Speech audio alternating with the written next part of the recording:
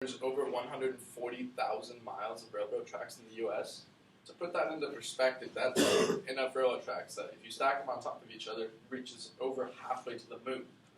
With that being said, wouldn't you expect there to be more train stations in every American city? It is quite shocking, however, how primitive and lacking the U.S. public transportation system really is. And as you heard in Derek's speech, a train ticket of almost $200 is a little over on the high side. So these public transportation networks, they differ greatly from country to country and region to region, and most commonly it is used via buses or trains. So I moved from Denmark, more specifically Copenhagen, the capital, which is greatly known for the efficiency and the complexity of its public transportation system. As stated in an article titled "Every Day is Bike to Work Day in Copenhagen," published by Knight Ridder Business News in 2004 and written by Christine Tate. So when I showed up in the Bay Area, I was a little surprised when I noticed the lack of trains or buses or even, bikes on the road. So now, being in college with no car, public transportation is something that I expected would help me get around. So the debate surrounding public transportation in the U.S. is whether it's really worth funding, as most people choose to travel in their own cars. In fact, 86% of people in the U.S. use their own cars to get to work or school, as shown in the Global Consumer Study published by Statista in 2019 and performed by Alexander Kuntz. So this number is huge. 86% of people choose their own cars over any other means of transportation.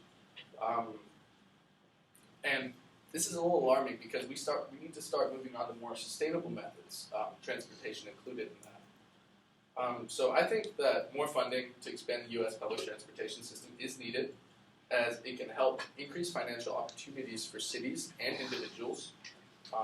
It can lead to less cars on the road, and in turn lead to less emissions being released from cars. So the first great benefit of public transportation is one that most people actually don't realize, and that's how public transportation infrastructure brings cities to economic fruition and sort of ties all the networks together. So most large cities today, such as Los Angeles or New York, are really industrial and they have huge tax revenues from all their industries. Millions of people are buzzing, increasing revenue, and growing this economy through innovation and business. However, the sheer number of people in these cities leads to simple problems as to how to get around. The solution to this is public transportation, a sustainable way to get from place to place while also increasing tax revenue in cities. Public transportation infrastructure really connects with important waypoints that a city needs to operate efficiently. Whether it's how people get to and home from work or how businesses attract more employees, public transportation can help a city run smoothly.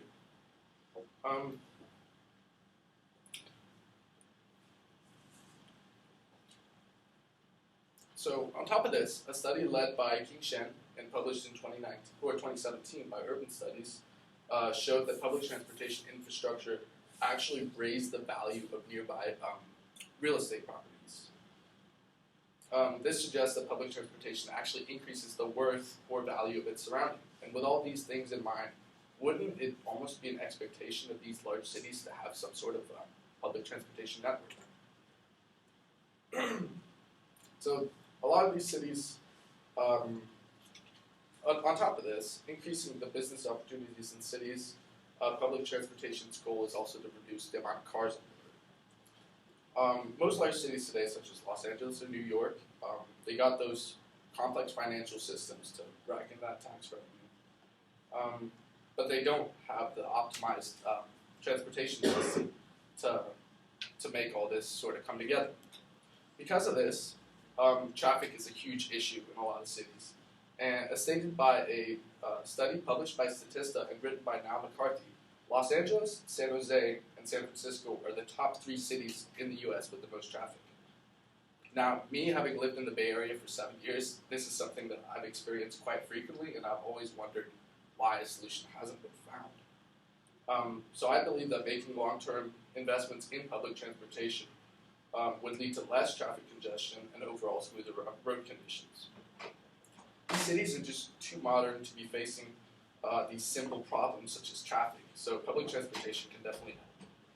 Lastly, the expansion of public transportation allows more people to get to their destination while releasing less emissions. So carbon emissions released from cars are among the top of all emissions. These emissions build up and they stay around urban centers as they're sort of captured by the buildings and the general layout of the cities. So this builds up as smog, and this leads to decreased air quality, and as stated in an article titled Car Emissions Cloud Air Issue in Los Angeles, published by Knight Ridder, Tribune Business News, and written by Carrie Kavanaugh, LA has gotten an F rating for smog for the 4th consecutive year in a row.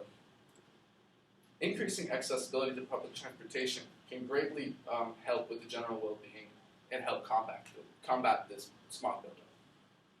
So a recent debate that has come around is the implementation of the light rail in California. The light rail is an electric-powered train which doesn't have any emissions and can transport thousands of passengers per day.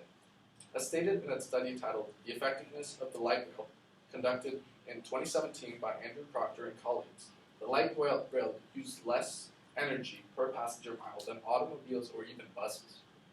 Also, because of the abundance of railroad tracks in the U.S., it's a lot easier to implement here than in other countries.